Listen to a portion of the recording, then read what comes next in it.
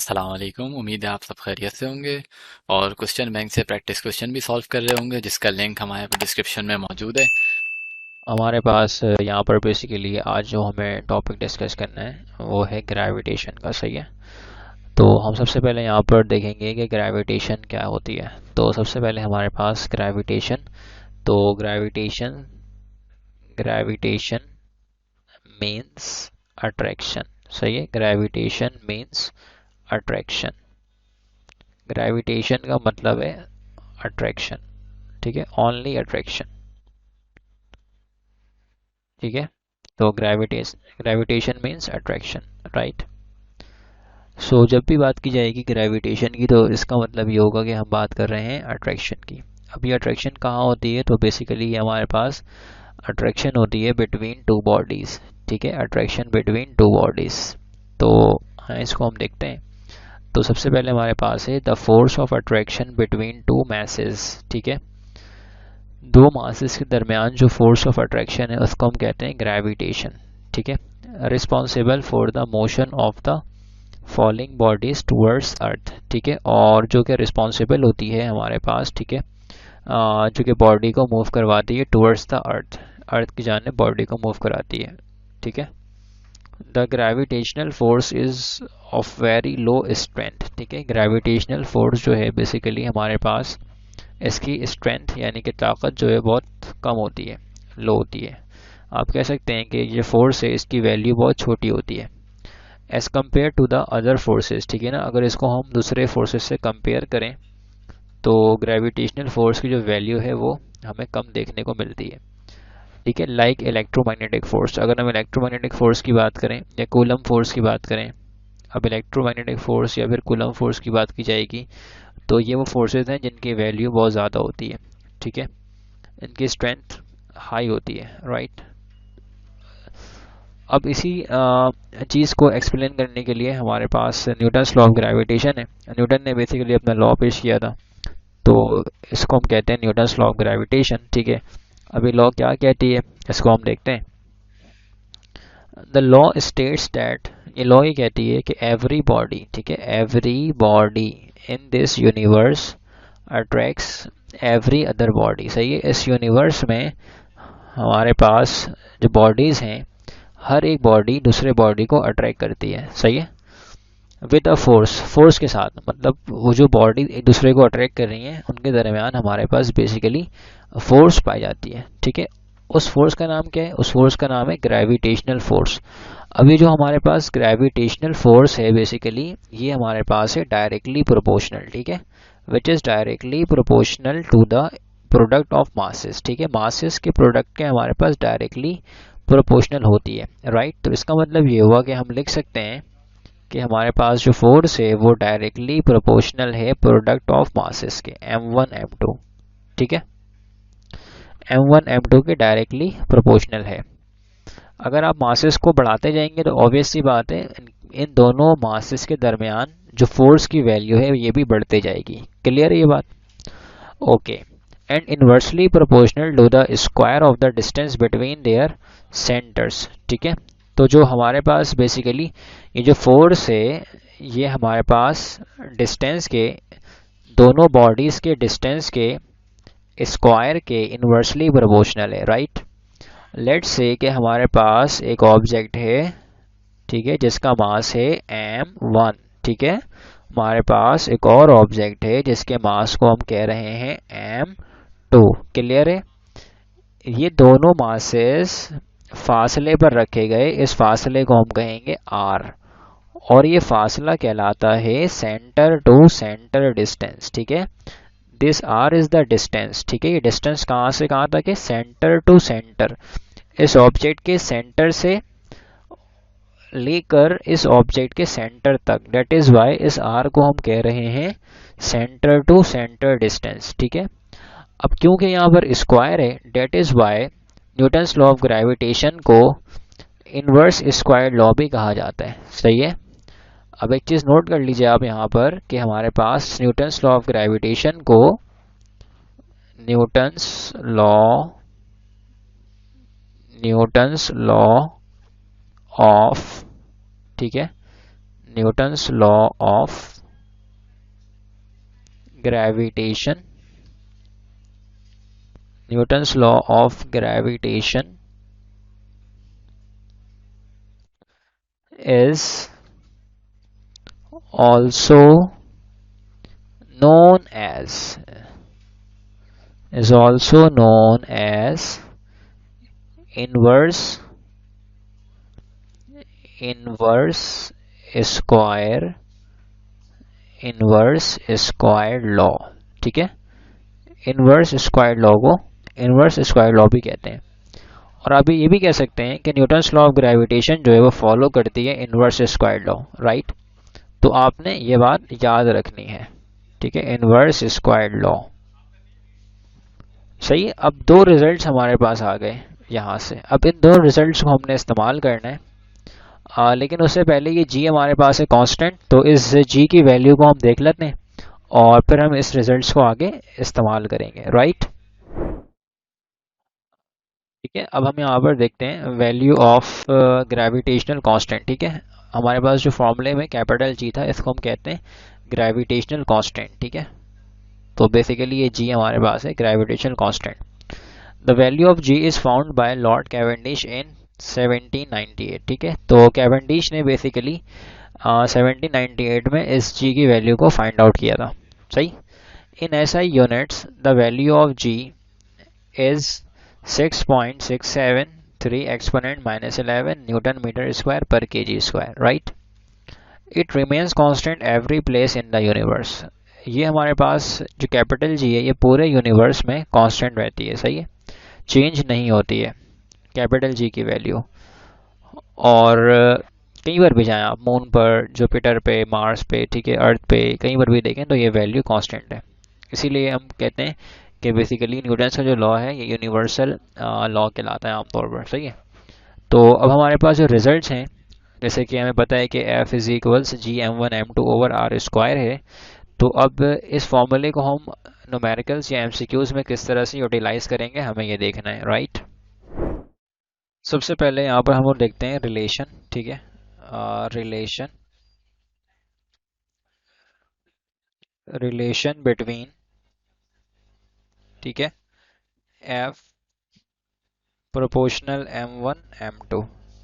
ठीक है, हम सबसे पहले इनका रिलेशन देखते हैं। सबसे पहले हमारे पास है suppose that if we increase if we increase, ठीक है, each masses, if we increase each masses by 2 times। ठीक है, हमने दोनों masses को 2 times increase किया, then what will be force। ठीक है, फोर्स क्या होगी हमने ये बताना है। तो जवाब हमारे पास है 4 टाइम्स। ठीक है, जवाब क्या है भाई, 4 टाइम्स। क्लियर, m1 भी 2 ये भी 2 मल्टीप्लाई हुआ अल्टीमेटली 4 आ जाएगा, राइट। क्वेश्चन नंबर 2 देखें। If force increases, if force increases by 81 times, ठीक है, then its mass,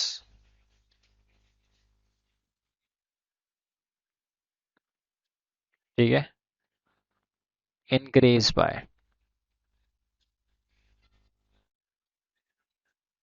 तो मास कितना बढ़ेगा हमने ये बताना है। ठीक है, तो सबसे पहले अब फोर्स को हमने किया 81 टाइम्स, तो आप सिंपल क्या करेंगे, फोर्स का रूट कैलकुलेट कर लेंगे। तो रूट 81 क्या आएगा, 9। ठीक है, तो अब हमारे पास जवाब क्या बनेगा इसका, 9 टाइम्स। और ये कैसे हुआ है, तो अल्टीमेटली आपको पता है हमने यहाँ पे लिखा हुआ है ना m1 m2, अब अगर दोनों मासेस सेम हो जाएंगे तो ये बन जाएगा एम स्क्वायर, और आप फिर रूट ले लेंगे। सही है, तो ये हो जाएगा m, सिंपल यहाँ पे m बचेगा और यहाँ पे आ जाएगा रूट f। क्लियर है? अच्छा, फिर हमारे पास एक क्वेश्चन है, question number 3। If force if force become double, if force become double, ठीक है, अगर हम फोर्स को डबल करेंगे, then each mass should be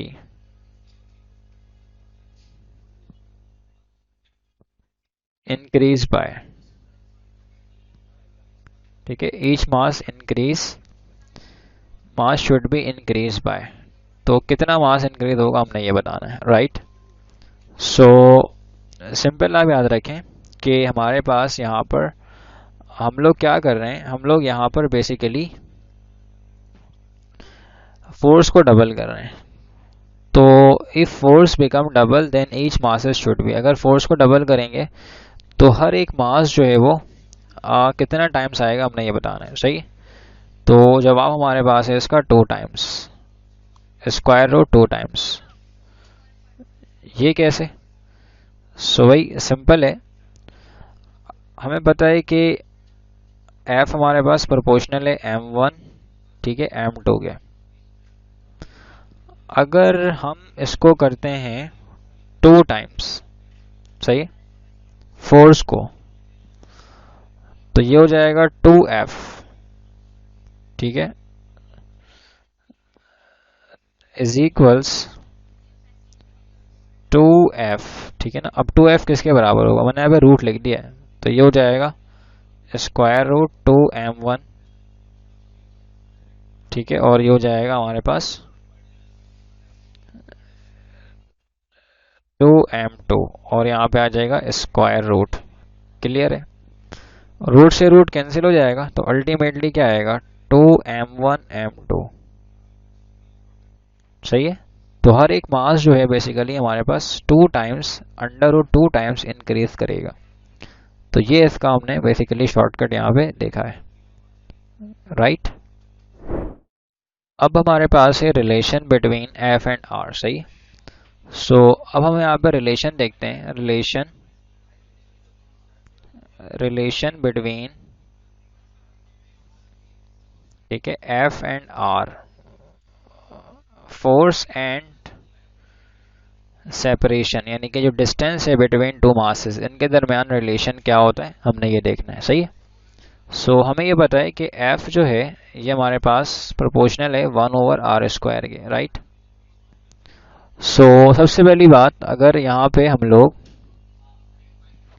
force को इन्फिनिटी कर दें, if force become, if force becomes, ठीक है, infinity, if force becomes infinity, then distance, then distance between two bodies is, उन दोनों बॉडीज के दरमियान डिस्टेंस क्या होगी। सही, तो हमारे पास जवाब है 0। ठीक है, ऐसा क्यों? क्योंकि in an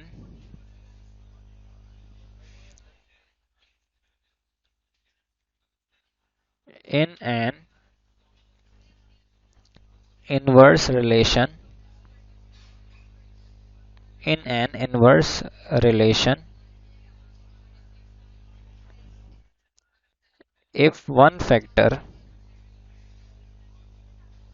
if one factor is infinity,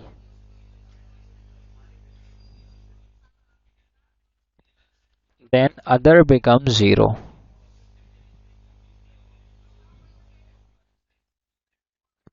Then other becomes 0, ठीक है। तो लिहाजा एक फैक्टर यहाँ पर इन्फिनिटी जो कि फोर्स है, तो अदर फैक्टर क्या हो जाएगी, 0 हो जाएगी, राइट। तो आपने ये याद रखना है रिलेशन। अब एक हमारे पास और सवाल है, इसमें कहते हैं, क्वेश्चन है, इसमें कहते हैं if each masses if each masses will increase by will increase by 2 times and distance will also increase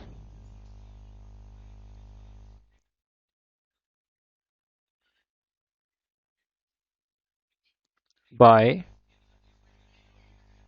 2 times, then force will be,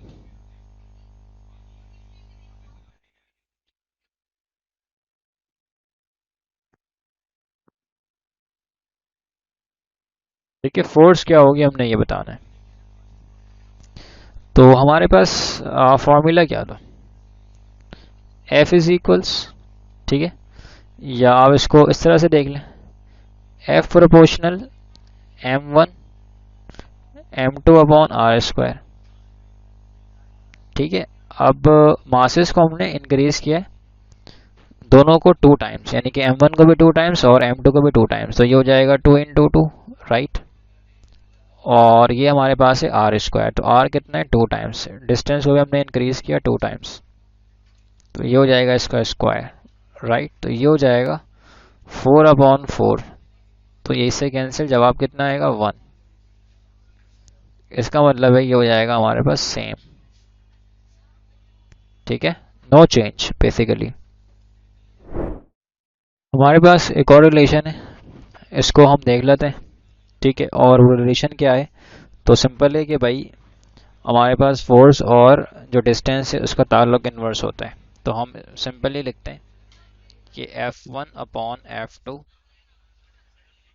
ठीक है, is equals R2 upon R1 whole square, ठीक है। ये हमारे पास शॉर्टकट है, ये formula इस्तेमाल होता है बहुत सारी जगहों पे, सही है। जैसे कि अगर हमारे पास लिखा हुआ आ जाए, सपोज डैट कि हमारे पास एक क्वेश्चन हो, इसमें लिखा हुआ हो कि अट्रैक्शन अट्रैक्शन ठीक है, attraction force between two bodies, attraction force between two bodies is F, ठीक है, when they are 1 centimeter apart, when they are 1 centimeter apart, जब वो हमारे पास 1 सेंटीमीटर अपार्ट है, ठीक है। सो what will be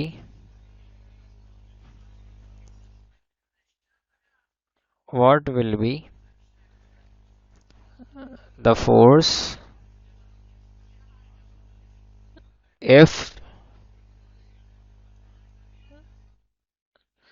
they are if they are 0.5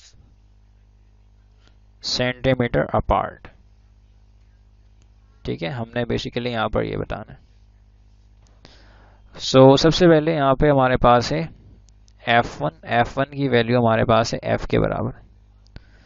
ठीक है, और R1 हमारे पास बेसिकली यहाँ पे बराबर है 1 सेंटीमीटर के। ठीक है, कहते हैं कि अगर हम फासले को कर दें 0.5 सेंटीमीटर तो बताइए इस पर फोर्स क्या होगी, यानी कि F2 फाइंड आउट करना है।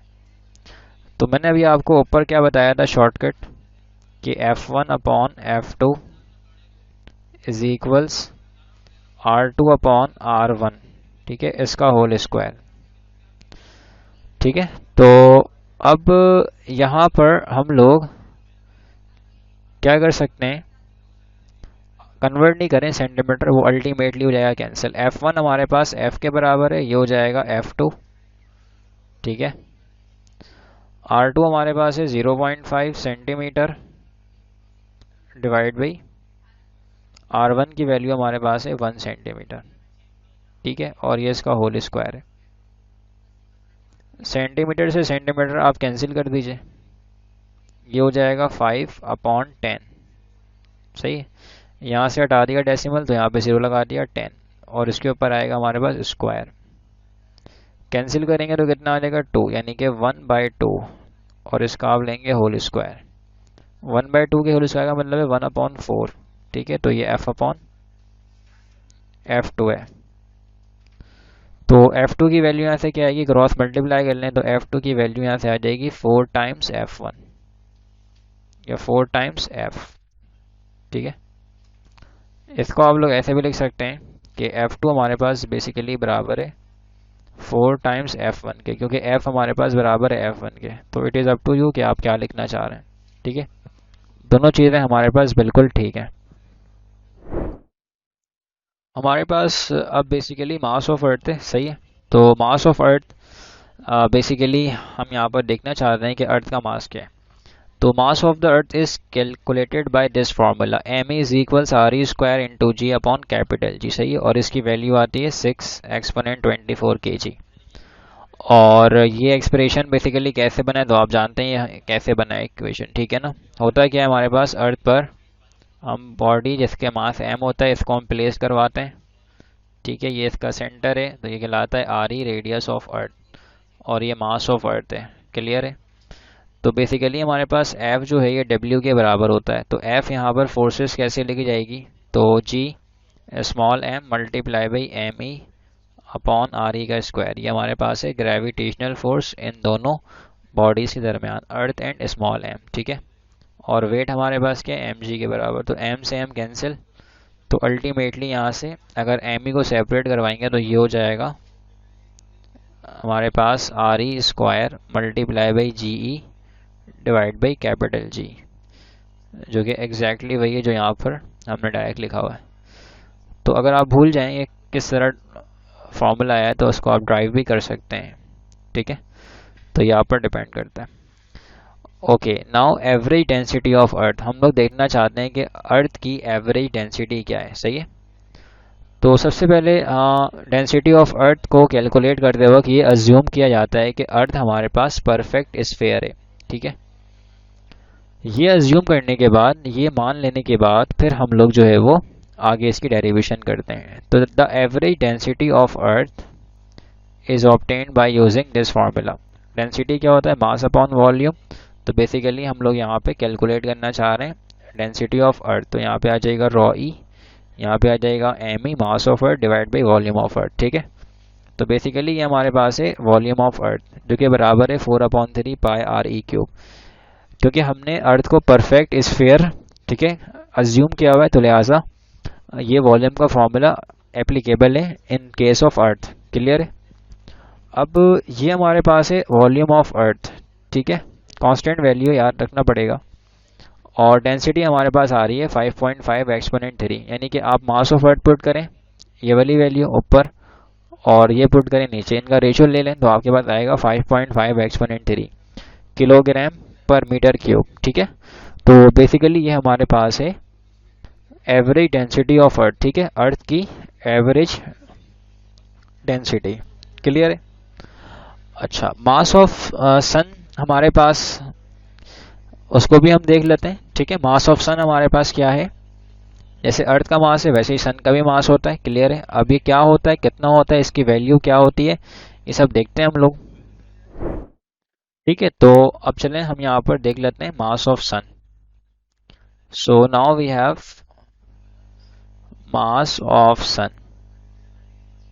हमें सन का मास देखना है, मास ऑफ सन। क्लियर है? मास ऑफ सन हमारे पास क्या है, तो भाई मास ऑफ सन जो है बेसिकली हमारे पास है 2 एक्सपोनेंट 30 kg। ठीक है, मास ऑफ अर्थ हमारे पास था 6 एक्सपोनेंट 24 kg। अगर हम मास ऑफ सन का रेशो ले लें अर्थ के साथ, ठीक है ना, mass of sun divide by mass of earth, तो मास ऑफ सन की वैल्यू हमारे पास है, ठीक है, 2 एक्सपोनेंट 30, एंड मास ऑफ अर्थ हमारे पास कितना है, मास ऑफ अर्थ हमारे पास है 6 एक्सपोनेंट 24। अब अगर आप इस नंबर को छोड़ दें, सही है ना, सिर्फ हम ऑर्डर को चेक करते हैं, तो ये है 24, ये है 30, तो कितना आएगा रेशो, 10 की पावर 6, राइट। तो इसका मतलब ये हुआ कि मास ऑफ सन जो है बेसिकली हमारे पास ग्रेटर है 10 की पावर 6 टाइम्स मास ऑफ अर्थ के, राइट। तो ये आप रिलेशन याद रखिएगा। ठीक है, तो this is the mass of sun. हमारे पास अब यहाँ पर है बेसिकली एक्सेलरेशन। ठीक है, acceleration, acceleration of the moon. ठीक है, हमने यहाँ पर अब देखना है एक्सेलरेशन ऑफ द मून। तो बेसिकली मून की जो एक्सेलरेशन है वो क्या होती है, ये हम डिस्कस करना चाह रहे हैं। इसकी वैल्यू कितनी होती है हमें देखना चाह रहे हैं, सही है। तो acceleration of the moon is equals 2.72 exponent -3 metre per second square. ठीक है, अब ये रिलेशन क्या होता है, तो सिंपल है, acceleration of the moon divide by G की वैल्यू जो कि अर्थ पे 9.8 होती है, राइट। ये हमारे पास है RE/RM और इसका स्क्वायर। तो अल्टीमेटली ये हो जाएगा हमारे पास AM इज इक्वल्स 1/60, ठीक है, डिवाइड बाई 9.8। तो ये रिलेशन हमारे पास है बेसिकली, ठीक है, मल्टीप्लाई बाई 9.8। अब सिंपल हमारे पास यहाँ पर है ग्रेविटेशनल एक्सेलरेशन। ठीक है, ग्रेविटेशनल एक्सेलरेशन हमारे पास बेसिकली क्या है, ग्रेविटेशनल एक्सेलरेशन हमारे पास है स्मॉल जी। ठीक है, अभी जो स्मॉल जी है हमारे पास बेसिकली ये कहलाते हैं एक्सेलरेशन ड्यू टू ग्रेविटी, और ये प्लैनेट तो प्लैनेट वेरी करता है। So the acceleration due to gravity g is inversely proportional to the square of the distance of the body from center of the earth and it is directly proportional to the mass of the earth। ठीक है, मास of अर्थ के directly proportion है और distance के, ठीक है ना, square के इन्वर्सली प्रोपोर्शनल है। Value of G independent of mass. ठीक है, मास पर डिपेंड नहीं करती जी की वैल्यू, क्योंकि मास तो जाहिर बात है, मतलब यहाँ पे मास को बढ़ाने से जी की वैल्यू में तब्दीली नहीं आती है। अगर आप अर्थ के सरफेस से, फॉर एग्जांपल, आप पहले यहाँ पर थे, अर्थ के सरफेस पर आप यहाँ पर चले गए उसी मास को लेकर, ठीक है, तो सिंपल आपने क्या इंक्रीज कर दिया इसके हाइट, तो बेसिकली आपने आर को बढ़ा दिया है, तो आर बढ़ेगा तो जी की वैल्यू कम हो जाती है, इन्वर्स रिलेशन है। If the mass of the earth becomes 4 times, the value of g will become 4 times then present value, right? The shape of the earth is slightly ellipsoidal. It is bulging at the equator and flattened at the poles. Its equatorial radius is more than the polar radius. तो equatorial हमारे पास radius ज़्यादा होता है as compared to polar radius से। ठीक है, तो basically earth के शेप को हम लोग आमतौर पर यूँ इस तरह से बना रहे होते हैं। तो बेसिकली ये हमारे पास है एक रेडियस हमारे पास ये भी है और एक रेडियस हमारे पास ये भी है, तो ज़ाहिर बात है ये ज़्यादा है और ये कम है। तो ये कहलाता है इक्वेटोरियल, और ये कहलाता है हमारे पास बेसिकली पोलर रेडियस। क्लियर है?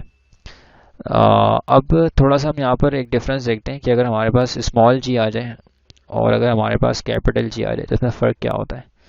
तो स्मॉल जी बेसिकली हमारे पास है वेक्टर क्वांटिटी, सही है। और ये जो हमारे पास कैपिटल जी है ये हमारे पास बेसिकली स्केलर क्वांटिटी है, क्योंकि आपको पता है कि यहाँ पर डायरेक्शन होती है जबकि यहाँ पर डायरेक्शन नहीं होती है, राइट। अब इस स्मॉल जी की वैल्यू क्या होती है हमने ये देखना है। तो अगर हम लोग जी की वैल्यू की बात करें तो बेसिकली हमारे पास जी की वैल्यू होती है 9.8, सही है, 9.8 मीटर पर सेकेंड स्क्वायर। ठीक है। ये हमारे पास है एम के एस सिस्टम। ठीक है, एम के एस सिस्टम में ऐसा होता है और ये सारी बातें हो रही हैं एट सी लेवल। ठीक है। सो बेसिकली सी लेवल पर हमने यहाँ पर मेंशन कर दिया, क्योंकि अगर हम हाइट बढ़ाएंगे जाहिर बात है ये वैल्यू में फ़र्क पड़ेगी। ठीक है। जी की वैल्यू हमारे पास होती है 980 सेंटीमीटर पर सेकेंड स्क्वायर, और ये वैल्यू होती है सी जी एस सिस्टम में। ठीक है। और फिर हमारे पास जी की वैल्यू होती है 32 फुट पर सेकेंड स्क्वायर। ठीक है, ये होता है हमारे पास एफ पी एस सिस्टम में। ठीक है, तो बेसिकली आपने यहाँ पर ये सारे कन्वर्जन को याद रखना है। ठीक है। तो अगर हम लोग बात करें जी की वैल्यू एट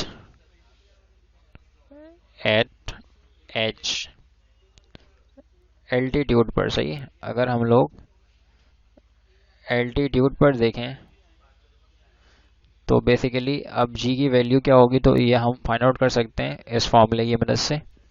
सो ये हो जाएगा G M E over R E plus H का whole square, R E plus H का होल स्क्वायर। ठीक है। और हमारे पास बेसिकली ये बराबर होता है 1 - 2 H over R E multiply by G E. ठीक है। सो बेसिकली यहाँ पर ये दो फार्मूले हो गए, एक फार्मूला ये हो गया पूरा जी एच का और ये एक फार्मूला पूरा ये हो जाएगा, सही है। अगर हम लोग डेप्थ की बात करें एट डी डेप्थ, तो अगर हम लोग डेप्थ में जाते हैं तो फिर जी की वैल्यू क्या होती है ये फाइंड आउट कैसे करेंगे। हमारे पास फार्मूला क्या है इसका, तो सिंपल है, ये हमारे पास है G D, the value of G at depth is equals 1 - D/RE। ठीक है, मल्टीप्लाई बाई जी ई। तो इस फार्मूले की मदद से फाइंड आउट किया जाएगा, राइट। और याद रखें कि अर्थ के सेंटर में हमारे पास जी की वैल्यू 0 होती है। At centre of earth the value of G is 0। ठीक है, तो आप लिख लें यहाँ पे एट सेंटर ऑफ अर्थ। ठीक है, अर्थ के सेंटर में basically at centre of earth, earth के सेंटर में जी की वैल्यू 0 होती है। ठीक है।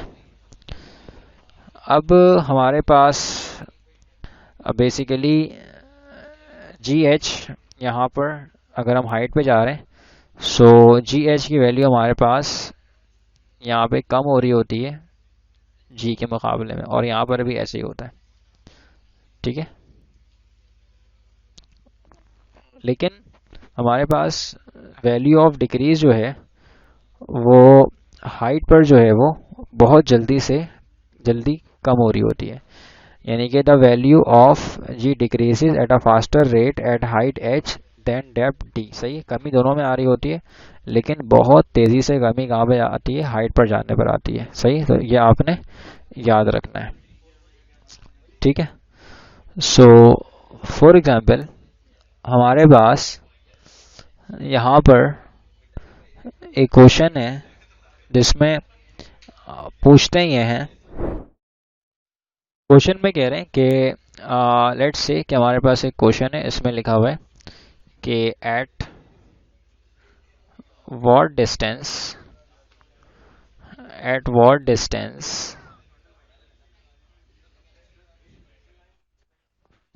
from the center of earth, from the center of earth, ठीक है, from the center of earth, the value of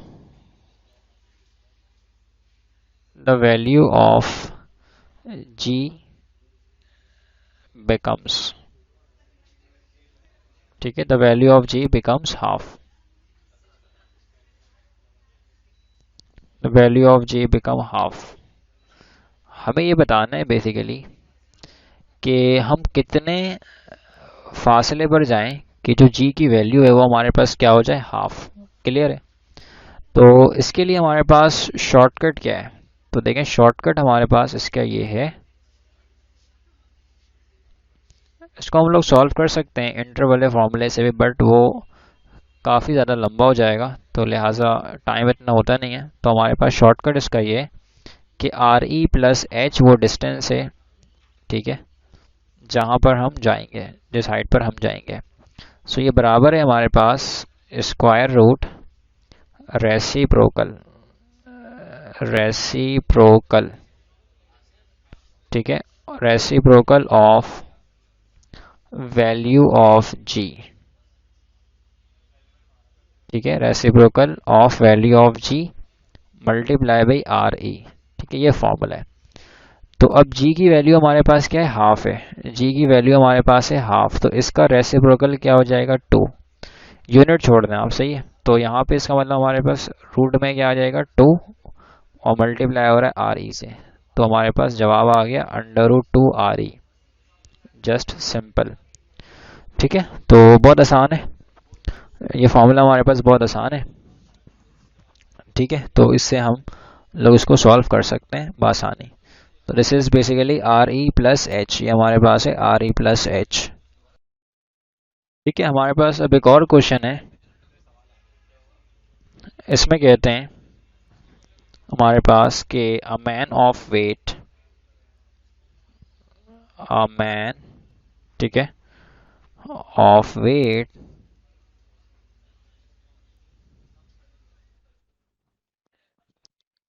440 newton, ठीक है, ऑन द सरफेस,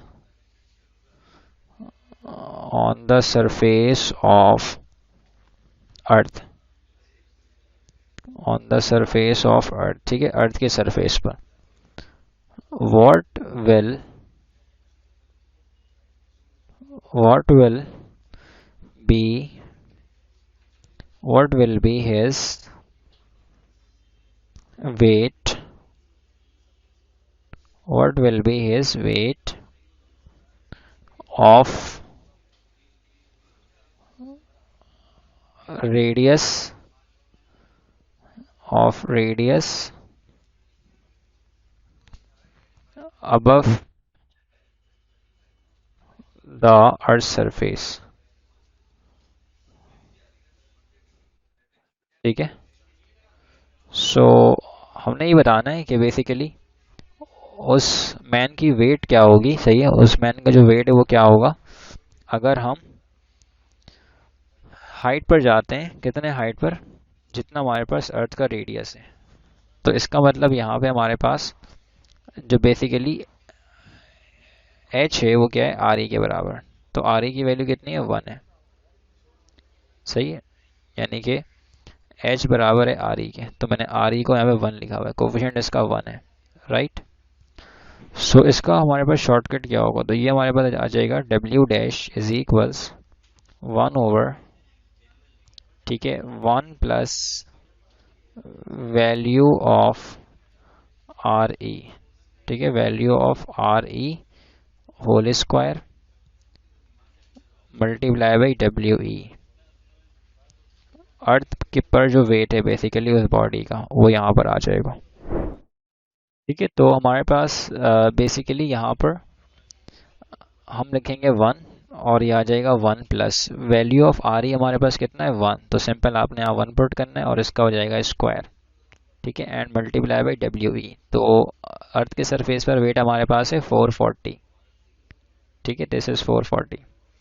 तो सिंपल है, ये हो जाएगा हमारे पास 1/2 का स्क्वायर मल्टीप्लाई बाई 440, ठीक है। तो this will become 440 divide by 4। तो सिंपल है, 4 1 ज़ा 4 और 4 4 ज़ा सिंपल ये हो सकता है हमारे पास यहाँ पे 1 और ये आ जाएगा 1, ठीक है ना। 4 11 सा आप कर लें इसको, बेसिकली 44 और ये हो जाएगा 0, तो ये आ जाएगा 110, सही है। तो हमारे पास जो डब्ल्यू डैश है बेसिकली वो 110 न्यूटन के बराबर है, राइट, डब्ल्यू डैश की वैल्यू।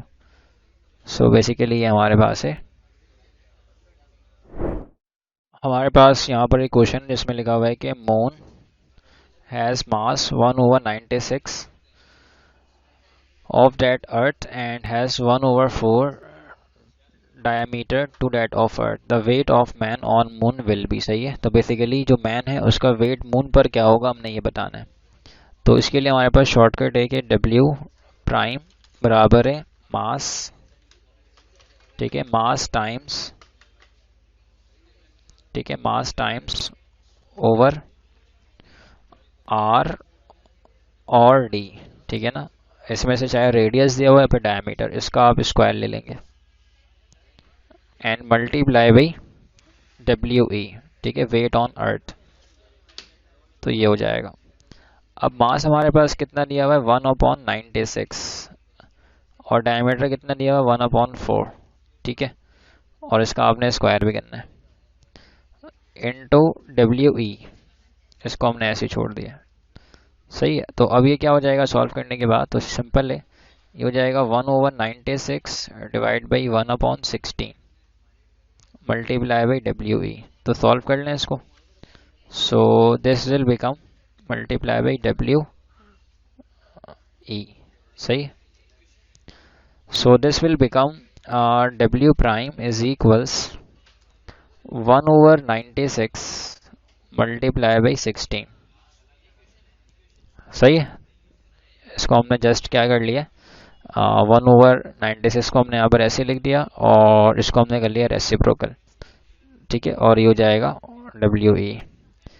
तो अब इसको ज़रा डिवाइड कर लें, तो ये हो जाएगा 16 1 टाइम्स 16 और यहाँ पे आ जाएगा 6। सो this will become 1/6 times W E. तो ये हमारे पास है डब्ल्यू डैश। तो डी हमारे पास राइट आंसर है 1/6 of that on the earth, ठीक है। फिर कहते हैं कि एन ऑब्जेक्ट वेट 100 न्यूटन। हमारे पास एक ऑब्जेक्ट है जिसका वेट है 100 newton on earth surface when it is move to a point 1 earth radius above earth surface, ठीक है, 1 earth radius above earth surface. It will weight will be, ठीक है, its weight will be, उसकी weight क्या होगी हमने ये बताना है, सही है। सो सबसे पहले यहाँ पे फिर हम लगाएंगे शॉर्टकट, सही। और वो शॉर्टकट हमारे पास क्या है कि डब्ल्यू डैश, ठीक है, ये हमारे पास शॉर्टकट जो इसका वही है जो पहले हमने यूज़ भी किया हुआ है कि 1/, ठीक है, 1/1 plus value value of R ई, सही है, वैल्यू ऑफ आर ई, ठीक है। और इसका whole square, value of R E और इसका आप करेंगे होल स्क्वायर, ठीक है। सो दिस विल बिकम, तो यहाँ पर हमारे पास है बेसिकली 1, ठीक है, और multiply by W E, right. तो यहाँ पर हमारे पास है 1, ठीक है, 1 प्लस वैल्यू ऑफ आर, तो कितना है 1 है। तो यहाँ पर आप पुट करेंगे 1 और ये आ जाएगा square multiply by W E, clear. तो ये हो जाएगा हमारे पास डब्ल्यू प्राइम 1/2 का स्क्वायर मल्टीप्लाई बाई डब्ल्यू ई, जो कि हमारे पास है 100। ये हो जाएगा 100/4, सही है। तो ये आ जाएगा 25 न्यूटन। 4 1 ज़ा 4 और 4 2 ज़ा 8, तो यहाँ पे 2 चला जाएगा, 4 5 ज़ा 20 कैंसिल, तो हमारे पास है बी 25 न्यूटन। अब हमारे पास एक न्यू टॉपिक है जिसका नाम है वेट, सही है। तो बेसिकली वेट क्या है, तो weight is the force, weight एक फोर्स है with which earth attracts any body, सही है। अर्थ जो है अट्रैक्ट करती है किसी भी बॉडी को अपने जाने टुवर्ड्स इट्स सेंटर, ठीक है। तो बेसिकली ज़मीन जो किसी बॉडी पर फोर्स लगाती है वो उस बॉडी का वेट बन जाता है, right. Weight is a vector quantity. Vector quantity क्यों है? तो हमें पता है कि ये हमारे पास है मास, तो इसका वेट सेंटर से डाउनवर्ड है, तो वेट हमारे पास अपने पास डायरेक्शन रखता है, तो लिहाजा weight is a vector quantity, right. Given as the product of mass and acceleration due to gravity, सही है, जो कि हमारे पास प्रोडक्ट है mass and acceleration due to gravity का। तो हमने यहाँ पहले लिखा हुआ है वेट क्या है, बराबर है mass multiply by acceleration due to gravity. SI unit of weight is newton, ठीक है। वेट की जो एसआई यूनिट है हमारे पास बेसिकली वो क्या है, न्यूटन है, राइट, क्योंकि ये फोर्स ही है। Weight is a variable quantity, weight हमारे पास वेरिएबल क्वांटिटी है। It varies with location, motion of frame of reference and value of G. तो बेसिकली वेट जो है वो डिपेंड करती है तीन चीज़ों के ऊपर, लोकेशन, रेफरेंस, ठीक है ना, फ्रेम ऑफ रेफरेंस और वैल्यू ऑफ जी के ऊपर। अब जाहिर सी बात है मास तो कांस्टेंट होता है, अगर जी चेंज होगा तो जाहिर सी बात है फिर डब्ल्यू भी क्या होगा, चेंज होगा, क्योंकि डब्ल्यू डिपेंड किस पे करता है, जी पे, और जी डिपेंड किस पे करता है, हाइट और डेप्थ पे, राइट, यानी कि लोकेशन पे। फिर कहते हैं कि weight decreases as the height और डेप्थ इंक्रीजेज, ठीक है। वेट जो है हमारे पास कम हो जाएगा अगर हम हाइट और डेप्थ को बढ़ाते जाएंगे, सही है। अब वेट कम क्यों हो रहा है, क्योंकि वहाँ पर जी की वैल्यू कम हो रही होती है। अभी आपने देखा है कि हमारे पास जी एच, जी की वैल्यू हाइट पर कम, सॉरी ये हमारे पास लेस देन होती है जी ई से, ठीक है, और जी डी की वैल्यू हमारे पास लेस देन होती है जी ई से। डेप्थ में भी कम होती है और हाइट में भी कम होती है। तो जब जी की वैल्यू में कमी आई तो अल्टीमेटली डब्ल्यू भी कम होगा, क्योंकि हमारे पास डब्ल्यू जो है वो डायरेक्ट रिलेशन में है जी के साथ। या आप यूँ कह लें कि अगर हाइट हम डेप्थ में जा रहे हैं तो फिर जी टी की वैल्यू जो है डेप्थ में, जो हमारे पास ग्रेविटेशनल एक्सेलरेशन की वैल्यू है उसमें कमी वाक़ हो रही है। तो अल्टीमेटली क्या हो रहा है, जी की वैल्यू कम हो रही है, और जी की वैल्यू कम होने की वजह से डब्ल्यू कम हो रहा है। तो यहाँ पर ये चीज़ लिखा है कि weight decreases as the height और डेप्थ इंक्रीजेस, ठीक है। अगर हम हाइट और डेप्थ को बढ़ाते जाएंगे तो अल्टीमेटली क्या होगा, वेट जो है वो डिक्रीज होते जाएगी, ठीक है। इसके बाद हमारे पास है वेटलेसनेस इन सैटेलाइट, ठीक है। तो वेटलेसनेस बेसिकली क्या होता है हमारे पास, तो weightlessness creating in the satellite moving around the earth, ठीक है। तो वेटलेसनेस जो है basically creating in the satellite moving around the earth, किसी भी सैटेलाइट में हम जो है वो वेटलेसनेस ऑब्जर्व करते हैं।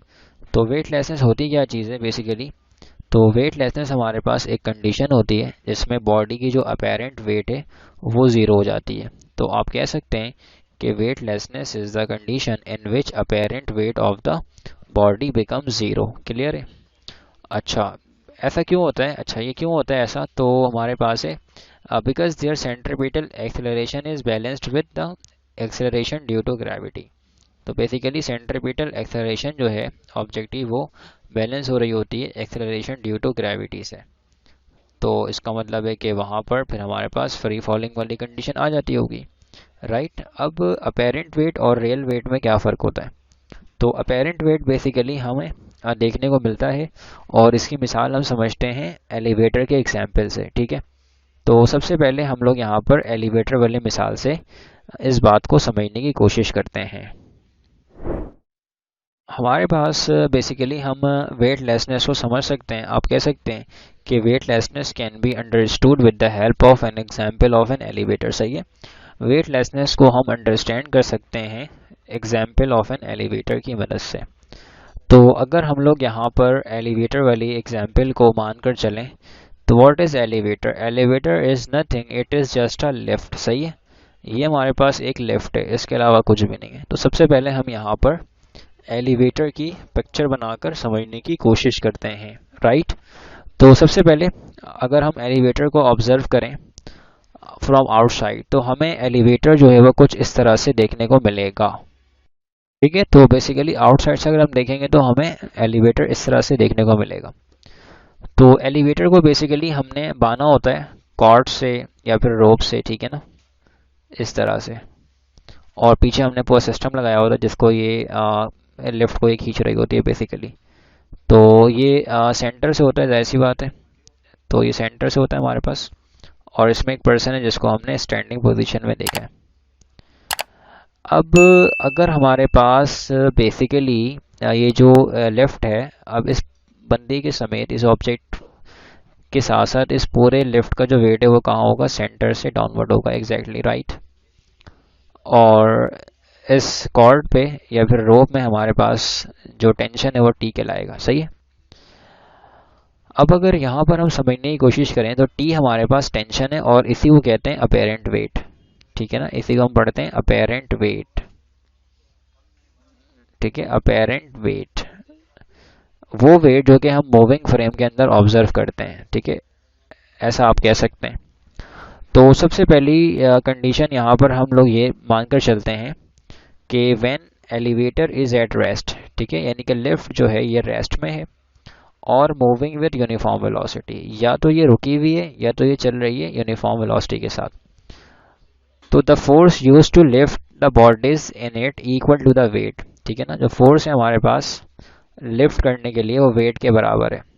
तो अल्टीमेटली ऐसा ही होगा कि हमारे पास बेसिकली अगर ये टेंशन अपवर्ड है, सही है, अगर हमारे पास टेंशन अपवर्ड है तो बॉडी अगर रेस्ट में है तो इसका मतलब इन दोनों बॉडीज पर लगने वाली फोर्सेस बराबर हैं।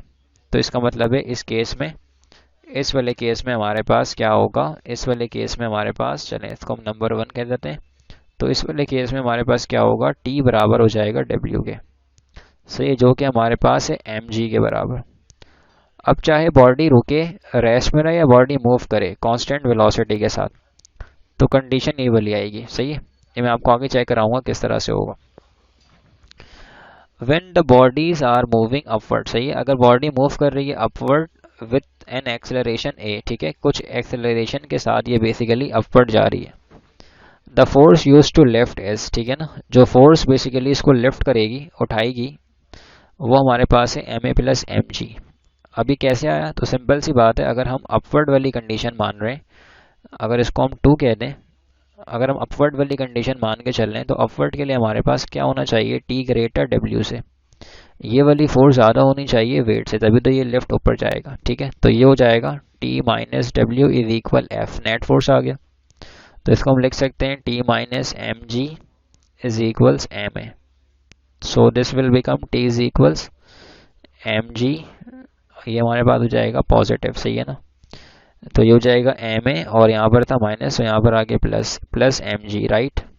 सो टी बराबर है M A plus M G के, ठीक है। तो यहाँ पर हमने बेसिकली यही लिखा है कि टी बराबर है M G plus M A के, तो यहाँ पर बेसिकली टी है हमारे पास, क्लियर। और इसको हम लोग इस तरह से भी लिख सकते हैं कि हमारे पास टी बराबर है, हमारे पास बेसिकली टी बराबर है, ठीक है,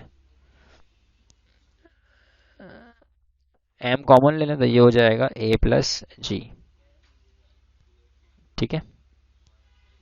तो इसीलिए अपेरेंट वेट यहाँ पर बेसिकली इंक्रीज हो जाती है, क्योंकि आप देखें अगर हमारे पास यहाँ पर अपेरेंट वेट इंक्रीज हो रही है तो इसका मतलब है कि भाई सीधी सी बात है कि बॉडी की जो एक्सेलरेशन है वो ऐड हो रही है एक्सेलरेशन ड्यू टू ग्रेविटी के साथ। तो जाहिर सी बात है हमें अपेरेंट वेट ज़्यादा देखने को मिलता है। और अब फर्स्ट वाले कंडीशन को तरह देखें हम, तो यहाँ पे लिखा था हमने कि एलिवेटर अगर रेस्ट में हो या फिर मूव कर रही हो यूनिफॉर्म वेलोसिटी के साथ तो इक्वेशन ये वाली होती है, कैसे, रेस्ट में रहेगी तो बराबर है, अब अगर मूव करेगी यूनिफॉर्म वेलोसिटी के साथ तो ए यहाँ पे क्या हो जाएगा, जीरो, तो जीरो प्लस जीरो क्या आएगा, एम जी आ जाएगा, सेम इक्वेशन, राइट। तो इसका मतलब ये बात बिल्कुल ठीक है कि अगर बॉडी रेस्ट में हो या फिर मूव करे यूनिफॉर्म एक्सेलरेशन के साथ तो हमारे पास जो बॉडी का वेट है वो बराबर है टी के, सही है, टेंशन के। अब यहाँ पर हमारे पास है case number 3, when the body is coming downward, सही है, बॉडी नीचे की जाने आ रही है विद एक्सेलरेशन ए, तो फॉर्मूला हमारे पास उसके लिए ये बनेगा टी बराबर है M J minus M A के, weight of the body decreases, ठीक है, तो बॉडी की वेट डिक्रीज होती है और ऊपर वाले केस में इंक्रीज होती है। क्यों होती है इंक्रीज, बता दिया मैंने आपको, यहाँ प्लस है, तो प्लस की मीनिंग क्या है कि हमारे पास वेट जो है बेसिकली इंक्रीज हो रही है, राइट। तो वेट इंक्रीजेस, तो प्लस की मीनिंग होती है इंक्रीजिंग। अब हमारे पास इसका एक केस है जो कि डाउनवर्ड आ रही है या लेफ्ट डाउनवर्ड आ रही है। डाउनवर्ड कंडीशन में क्या होगा कि ये जो वेट है ये ज़्यादा होगा एस टी से, तभी एलिवेटर डाउनवर्ड मूव कर सकता है। तो चले आए हम इसको देखते हैं किस तरह से ये जो हमारे पास एलिवेटर है ये नीचे आ सकता है। केस नंबर 3 हमारे पास ये हो सकता है कि एलिवेटर डाउनवर्ड आए। तो डाउनवर्ड कब आ सकता है? जब हमारे पास वेट ग्रेटर हो टेंशन से, right. So this will become W minus T is equals net force. सही है। तो बेसिकली ये हो जाएगा हमारे पास W minus F is equals T. T को हमने यहाँ भेज दिया। सो इसको हम लोग लिख सकते हैं कि टी बराबर है M G minus M A के। अब आप देख सकते हैं यहाँ पर माइनस आ रहा है, इसका मतलब वेट डिक्रीजिंग है। ठीक है, तो इसको हम लिखेंगे यहाँ पर जी माइनस ए। क्लियर है। और इस माइनस का मतलब क्या है कि इस माइनस का मतलब है कि हमारे पास जो वेट है वो डिक्रीजिंग हो रही है। ठीक है, अपेरेंट वेट डिक्रीजेस, इशू कर रहा है डिक्रीजिंग को। सही है। तो ये हमारे पास बेसिकली केस नंबर 3 है। अच्छा, ऐसा भी तो हो सकता है अगर हम एक स्पेशल केस को अज्यूम करें कि ये जो केबल है ये यहाँ से ब्रेक हो गया।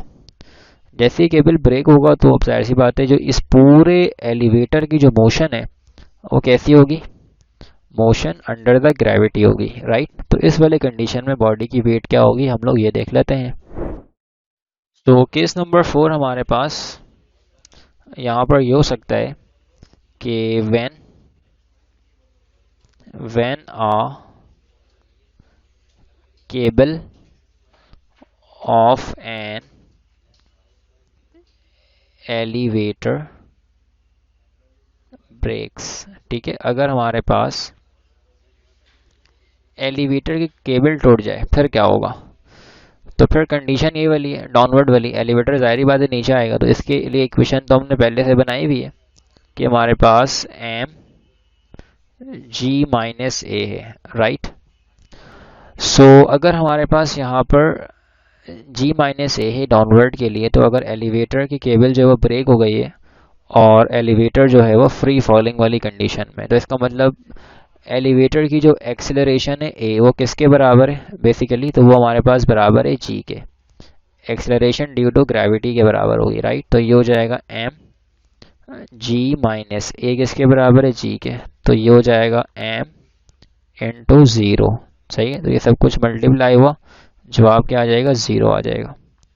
सो अगर हमारे पास केबल जो है एलिवेटर की ब्रेक हो जाए तो फिर वो जो एलिवेटर है वो हमें फ्री फॉलिंग कंडीशन में दिखता है, जैसे एक ऑब्जेक्ट कोई बॉल ऊपर से नीचे आ रहा होता है ना, एयर एयर से होता हुआ, यानी कि हमारे पास जो बेसिकली बॉल है वो मूव करता है, फ्री फॉल मोशन करता है। ठीक है, तो वैसे ही अगर ये केबल जो है बेसिकली एलिवेटर की ब्रेक हो जाएगी तो ये जो हमारे पास एलिवेटर है इसकी मोशन भी बिल्कुल सेम होगी उसी बॉल की तरह, free fall motion, right.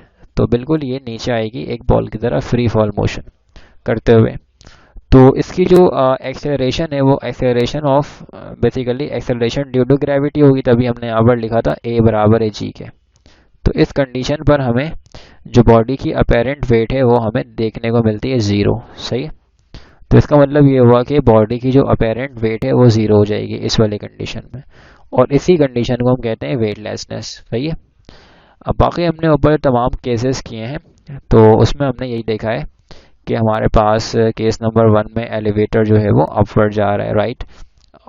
Case number 1 में हमारे पास जो है एलिवेटर रेस्ट में या फिर मूव कर रहा है यूनिफॉर्म वेलोसिटी के साथ। ठीक है, और फिर हमारे पास केस नंबर 2 में एलिवेटर जो है वो बेसिकली मूव कर रहा है विद सम एक्सेलरेशन ए। ठीक है ना, अपवर्ड मूव कर रहा है। और फिर हमने देखा कि हमारे पास केस नंबर 3 में जो हमारे पास एलिवेटर है वो मूव कर रहा है downward with some acceleration A, right. और फिर हमने देखा कि केस नंबर 4 में हमारे पास जो एलिवेटर है वो डाउनवर्ड आ रहा है बट उसकी जो मोशन है वो फ्री फॉल है। ठीक है, फ्री फॉल मोशन हमारे पास क्यों है? क्योंकि जब वो नीचे गिरेगा तो उसकी मोशन बेसिकली एक बॉल की तरह होगी। तो हमने डाउनवर्ड वाली जो हमारे पास इक्वेशन थी केस नंबर 3 की, हमने उसको यूज़ करते हुए हमने यहाँ पर क्या किया है, यहाँ पर हमने उसकी वैल्यू को पुट किया है, राइट। यहाँ पर ए को हमने जी पुट किया है तो जी माइनस जी ज़ीरो हो गया, तो ये सब कुछ हमारे पास ज़ीरो आ गया। तो इस केस में हमारे पास अपेरेंट वेट ज़ीरो हो गई, राइट। आगे हम लोग इसके प्रॉब्लम्स वगैरह देखेंगे, एमसीक्यूज। अगर आपको मजीद प्रैक्टिस करने हो, क्वेश्चन बैंक चाहिए हो, तो लिंक डिस्क्रिप्शन में मौजूद है। होप सो आपके सब समझ में आया होगा। मिलते हैं नेक्स्ट वीडियो में। अल्लाह हाफिज़।